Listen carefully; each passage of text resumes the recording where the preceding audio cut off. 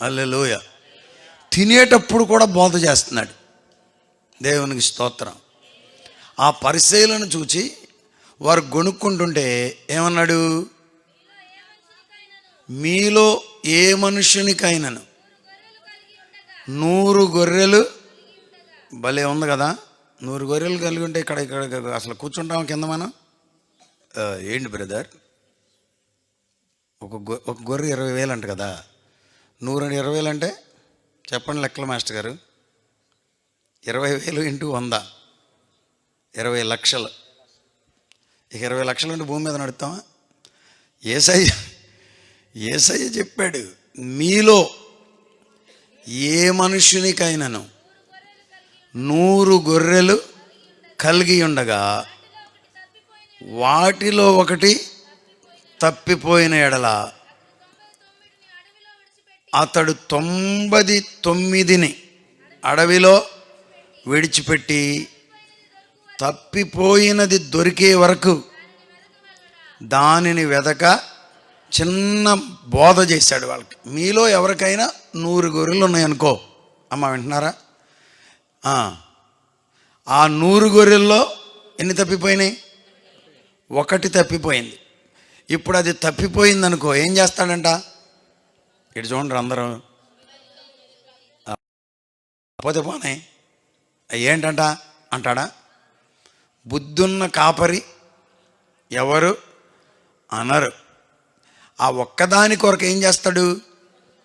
ఈ 99 గొర్రెలను విడిచిపెట్టి తప్పిపోయిన ఆ గొర్రె కొరకు వెతకడానికి వెళ్ళడా అని అడిగాడంట యేసయ్య. ఇప్పుడు మీరు దానికి సమాధానం చెప్పండి. వెడతాడా వెళ్ళడా? దేనికి వెళ్తాడు? తప్పిపోయిన దానిని దేన్ని విడిచి?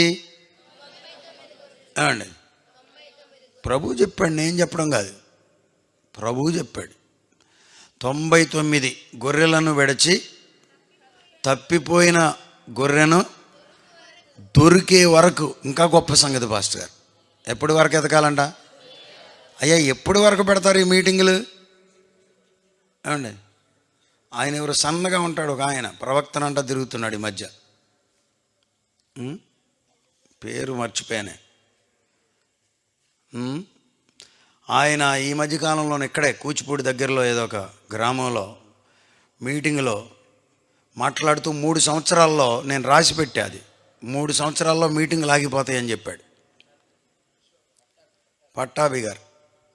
అబద్ధం అది. ఇది ప్రవచనం అంటున్నాడు, మళ్ళీ అబద్ధం, ప్రవచనం కాదు అది.